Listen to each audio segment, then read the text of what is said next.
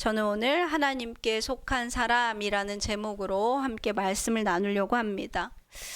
성경에는 세상 살아가는 지혜, 올바른 삶을 사는 지혜에 대해서 말씀하는 책이 있습니다. 세 권이 있는데 욥기, 잠언, 전도서 이렇게 세 권이에요. 그 중에서 욥기와 전도서가 좀 더 복잡하고 어려운 우리 인생의 문제들과 신비를 다루고 있다면 이 잠언이라는 책은 아주 기초적인 사람이 살아가는 데 있어서 꼭 깨달아야 할 근본적이고 원초적인 그런 지혜들을 담고 있습니다. 그래서 잠언의 말씀을 모른다라고 하면, 잠언의 말씀과 상관없이 살아간다라고 하면 그는 성인이 아니라 어린아이에 불과하거나 혹은 사람이 아니라 짐승이다라고 말할 수 있을 정도로 잠언 말씀들은 그런 기초적인 말씀들을 가지고 있어요. 제가 어릴 때에는 성경을 읽으면서 이 잠언 말씀들이 참 재미가 없었거든요. 근데 나이가 들수록 이 잠언, 욥기, 전도서, 이 지혜서의 말씀들이 더 새롭고 진짜 깊이가 다르다라는 것들을 느끼게 됩니다. 그래서 제가 구약 성경 중에서 제일 좋아하는 말씀들 중에 하나가 또 이 잠언, 전도서, 욥기 이 말씀인 것 같아요.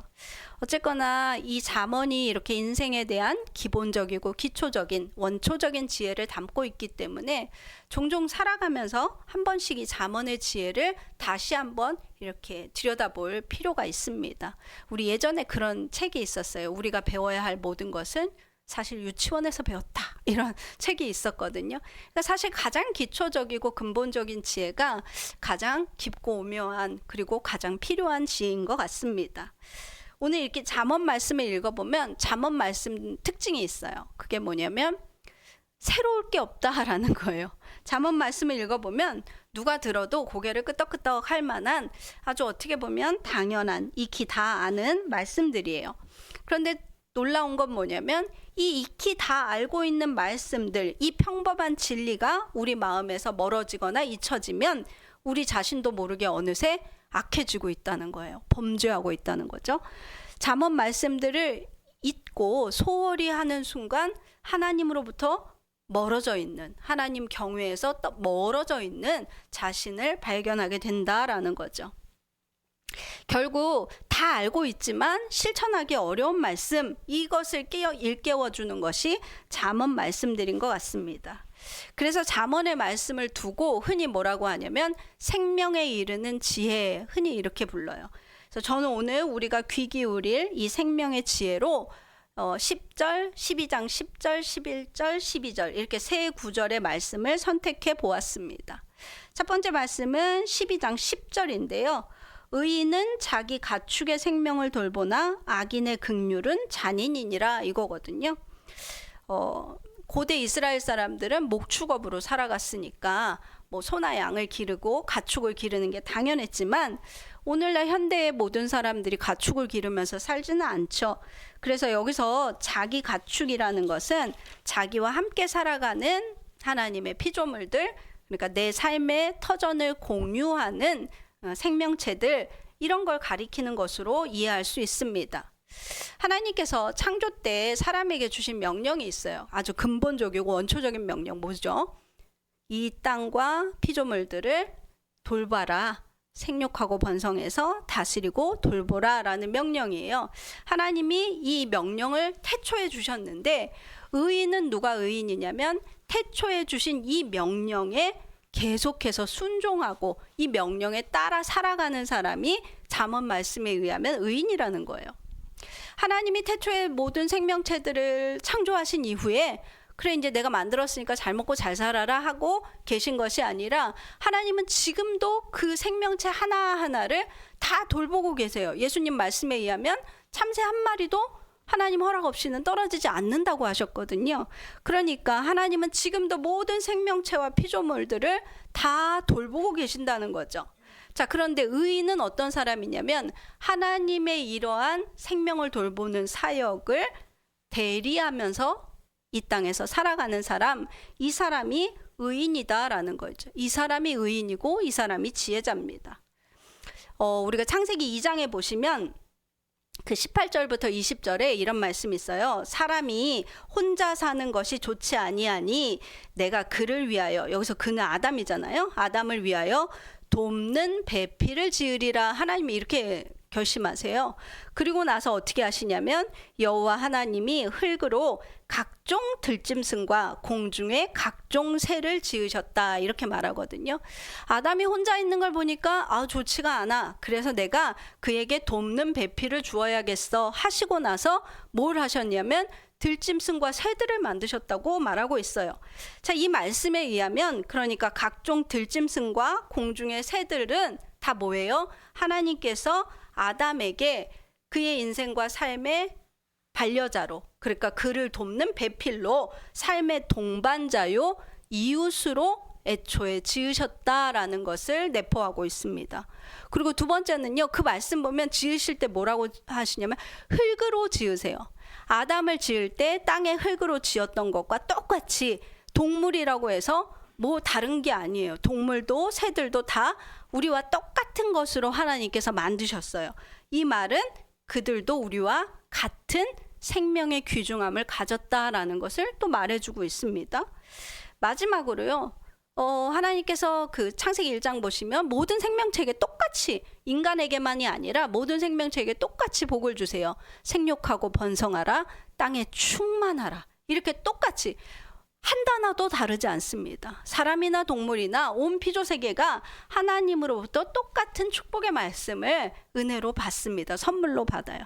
그러니까 이 땅의 모든 생명체가 똑같이 귀중하고 그들은 인간에게 주신 삶의 동반자면서 우리에게 있어서 소중한 이웃들인 거예요. 제가 아침마다 개동이 산책하려고 아침 일찍 공원에 가는데요. 공원에서 새들이 정말 다양하게 노래해요. 그래서 아침에 그 새소리와 또 이제 그 공원에 있는 여러 가지 동물들을 보면서 참 얘네들이 없으면 적막하겠다. 날이 나쁘고 날이 굳고 비가 오면 새가 안 울거든요. 그럼 진짜 바람 소리만 들리고 무서워요. 근데 아침에 이렇게 새 소리를 들으면서 와, 진짜 노래하는 그 소리가 우리를 즐겁게, 하나님을 찬양하고 또 우리도 인간도 즐겁죠. 자, 그런데요, 악인은 어떤 사람이냐면 이러한 생명의 가치에 대해서 관심도 없어요. 아예 모릅니다. 그래서 그들이 때로 혹은 이런 생명체에 베푼다고 하는 자비도 가만 들여다보면 사실상 되게 잔인할 뿐이라는 거예요. 악인이 베푸는 자비는 그냥 잔인하대요. 제가 강아지 때문에 반려견 놀이터에 거의 매일 가는데요. 거기 가보면 여러 종류의 개들, 여러 종류의 보호자들을 만날 수가 있습니다. 가만 보면요, 어떤 사람들은 자기가 키우는 짐승이잖아요. 자기 반려동물인데 그 동물을 존중하는 법을 전혀 알지 못해요. 그러니까 어떤 사람은 털이 날린다고 개 털을 싹 밀어버렸더라고요. 무슨 통닭 알몸땡이 마냥. 그때가 겨울이었어요. 근데 놀래서, 보통은 병들면 그렇게 밀거든요. 그래서 병든 줄 알고, 그때 한참 추울 때니까 2월 말 3월 초인데 아니 애기는 왜 털을 싹 다 밀었어요? 사람들이 막 물어보는 거예요. 그랬더니 털이 날려서요, 웃으면서 그렇게 얘기를 하더라고요. 그래서 사람들이 이거는 털을 미는 종이 아니라, 털을 미는 종도 있어요. 털이 자주 자라는 아이들, 근데 안 자라는 아이들도 있거든요. 얘는 털을 미는 종이 아니라서 이렇게 한번 밀면 다신 안 자랄 텐데, 이렇게 사람들이 돌려서 얘기하니까 웃으면서 뭐 4-5개월, 3-4개월 전에도 밀었어요, 이러는 거예요. 그때가 2월인데 여러분 3-4개월 전이면 한겨울이잖아요. 그럼 그때도 밀었다는 거예요. 그 추운 겨울에도.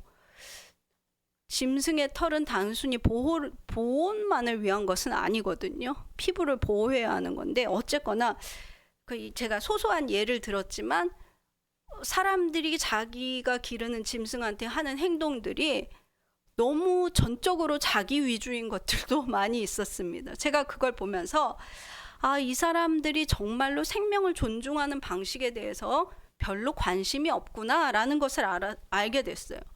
짐승마다 종별 특성도 있고 서식 환경이나 식이 방식, 생태 방식 이런 것들이 있어요.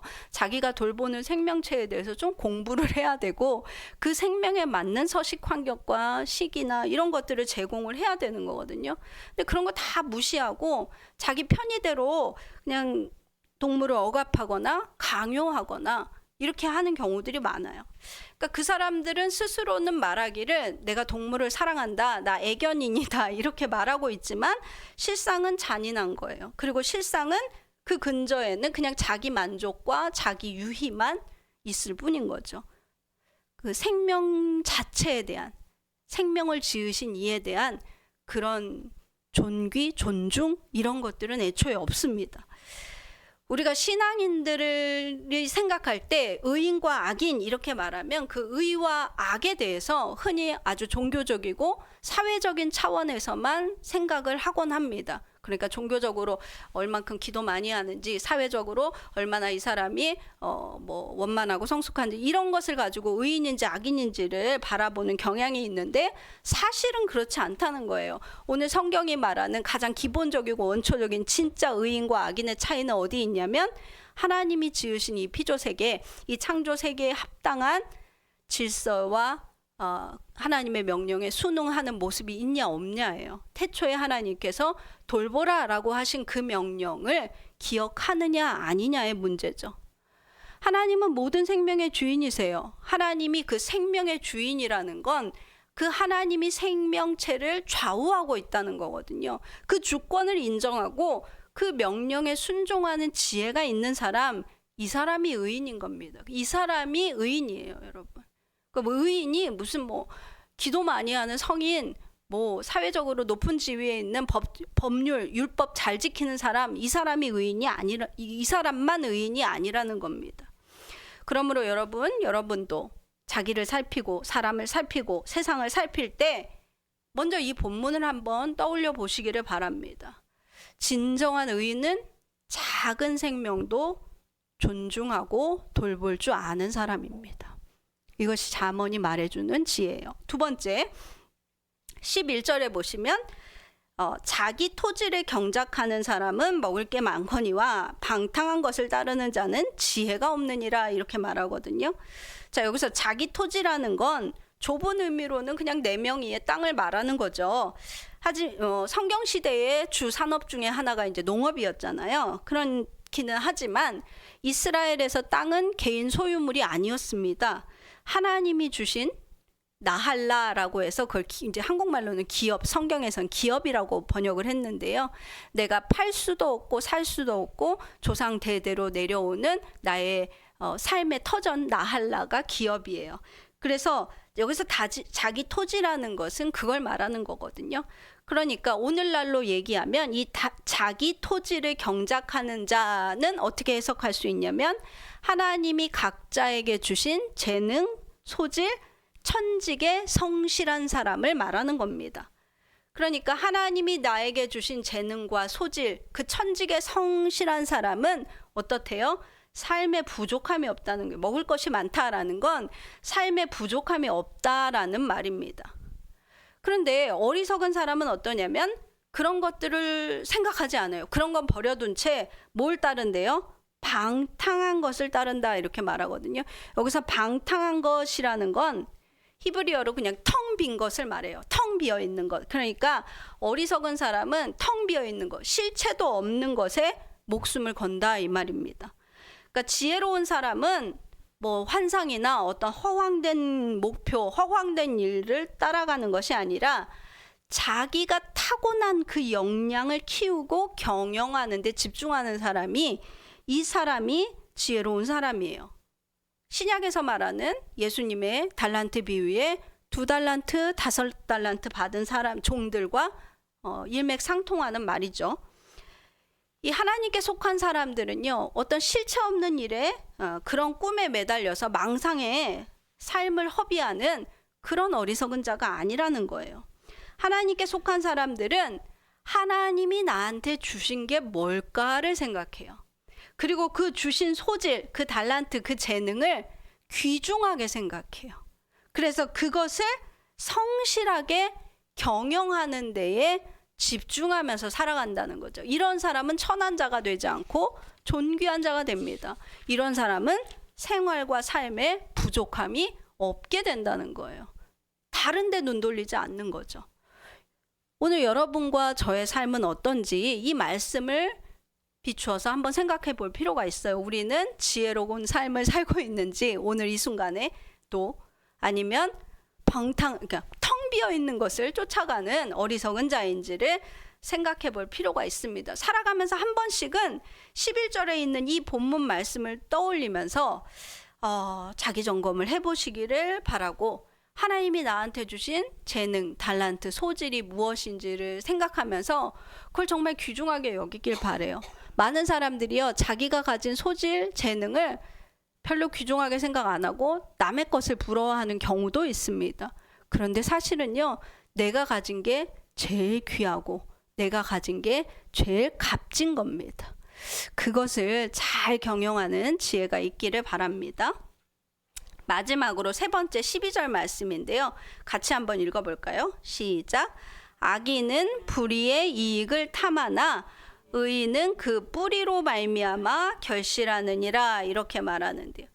아까 10절에서 악인과 대비되는 의인의 특징을 말했고 11절에서는 어리석은 자와 대비되는 지혜자의 특징을 말했다면 12절에서는 의인과 대비되는 이번에는 악인의 특징에 대해서 서술하고 있어요.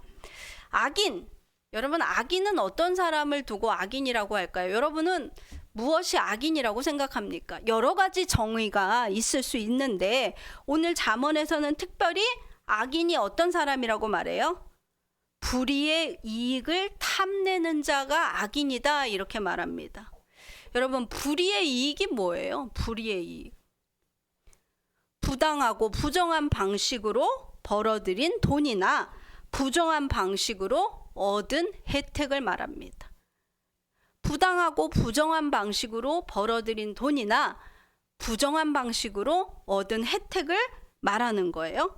그런데 악인은 늘 뭐를 좋아한다고요? 이 불의의 이익을 탐한다는 거예요. 바꿔 말하면 악인은 어떤 사람이냐면 정당한 절차를 싫어해요. 대가 치르기를 싫어합니다. 악인은요, 뭔가 편법을 통해서 이득을 얻고자 하는 것이 악인의 특징이라는 거예요. 바꿔 말하면 악인은 뭘 싫어해요? 수고, 대가, 노력, 희생, 이런 걸 어리석게 여겨요. 그리고 악인은 어때요? 남들과 공평한 대우받기를 싫어합니다. 쟤는 노력해서 저기 올랐지만 나는 어떻게 하고 싶다고요? 노력 없이 거기 가고 싶은 거. 이게 악인입니다. 학교에서 학생들이 그렇게 컨닝을 해요. 신학생들도. 근데 어떤 목사님이 저한테 그러더라고요. 아니, 컨닝이 죄입니까? 되게 당당해요. 그래서 제가 놀랐어요. 컨닝이 죄인지 모른단 말이야? 악인은 부당한 방식으로 혜택 받는 걸 당연하게 여기고 늘 그것을 탐내요. 노력해서 공부하고 노력해서 성과를 얻는 거를 싫어한다는 거예요. 그걸 어떻게 생각한다는 거예요? 미련하게 생각한다는 거예요. 어리석게 생각한다. 노력이나 희생이나 대가 치르는 것, 수고하는 것을 어리석고 미련하게 보는 거예요. 그런 사람들은 쟤는 그렇게 했지만 나는 그거 없이 얻을 수 있어. 그렇게 얻겠어. 이게 바로 악인의 태도입니다. 그래서 악인은요, 정당하게 치러야 할 대가도 절차도 다 늘 회피하고자 하는 게 악인의 태도예요. 악인은 뭘 좋아해요? 부정한 방식, 편법, 대가 없이 뭐만 얻고 싶어 해요? 이익만 얻고 싶어 합니다. 어떤 권사님이 그렇게 자랑하더라고요. 자기 아들이 어디 명문대를 갔는데요. 그 명문대 가는 방식이 다 있대요. 하나님 은혜로 갔대요. 알고 보니까 이렇게 저렇게 뒷구멍으로 브로커 통해서 이렇게 가는 건데 그게 하나님 은혜로 갔다고 자랑을 하시더라고요. 부정한 방식으로, 부당한 방식으로 이익과 혜택을 누리는 것을 하나님 은혜라고 말하는 사람들도 오늘날 심지어 교회 안에 있습니다. 그러나 오늘 잠언은 분명히 말해요. 악인은 누가 악인이에요? 불의한 이익을 탐내는 자 다 악인입니다. 여기서 그 불의한 이익을 내가 누리는 자뿐만 아니라 오늘 본문에 뭐예요? 탐내는 자. 그렇게 하고 싶어 하는 사람, 기회만 주어진다면, 여건만 된다면 나도 그렇게 해야지 생각하는 이 사람이 악인이라는 거예요. 악인은요, 타인의 고통, 타인의 수고에 무관심합니다. 저 사람 노력해서 저 사람이 얻을 자리에 내가 뺏었다 이렇게 생각 안 하고요. 내가 얻었으니까 나는 복을 받았다 이렇게 생각하는 사람이 악인이에요. 그래서 이런 사람들은요, 정의에도 관심이 없고 질서에도 관심이 없어요. 타인의 수고도 희생도 안 보입니다. 오직 뭐만 보여요? 자기 이익만 생각하는 사람, 이 사람이 악인이에요. 여러분, 많은 사람들이 누군가가 부정한 방식으로 부를 축적했다, 악하게 부자가 됐다라고 하면 막 비난하고 손가락질하죠. 그럼 여기서 비난받고 손가락질 받아야 할 부분이 어디입니까? 부자가 됐다예요? 아니면 부정한 방식이에요? 부정한 방식으로 부자가 됐다. 그러니까 부정한 방식, 옳지 않은 방법으로 부자가 됐다 하면 그 옳지 않은 방식이 비난받아야지 부자 된 것 자체가 비난받을 일은 아니에요. 그런데 악인은 다릅니다. 악인도 누군가 부정한 방식으로 부자가 되면 그걸 비난하는데, 그런데 악인의 마음엔 한편으로 뭐가 있다는 거예요? 그 부정한 이익을 탐낸다는 거예요. 늘. 그럼 그 사람이 비난하는 건 뭐예요? 부정한 방식을 비난하는 게 아니라 저만 부자가 됐다를 비난하는 거예요. 나도 되고 싶은데 부를 너만 축적했냐? 그러니까 부정한 방식에 대한, 정의에 대한 분노가 아니라 그 부를 나는 갖지 못한 것에 대한 비난이라는 거죠. 이것이 악인의 태도입니다. 그래서 악인이 우리 속에 섞여 있어서 똑같이 목소리를 내니까 나와 같은 사람인 줄 알지만 가만히 들여다보세요. 그 사람들이 비난하는 부분이 부정한 방식인지 나는 못 가져서인지. 여러분, 그렇기 때문에 악인은 어떠냐면 악인의 불이한 이익이 있는 곳에 모여듭니다. 그리고 악인과 연합하기도 마다하지 않습니다. 여러분, 세상에 왜 그렇게 악인을 두둔하는 사람이 많겠어요? 악인은요, 악인의 방식을 정죄하고 그걸 바로잡아서 정의를 세우려 하기보다는 자기도 그 악인의 방식에 편승해서 자기도 이익을 누리는데 거기에 관심이 있어요. 늘 불의의 이익을 탐하니까요. 오늘날 많은 사람들이 왜 부정한 자들을 두둔하고 편들어주고 왜 덮어줍니까? 간단합니다.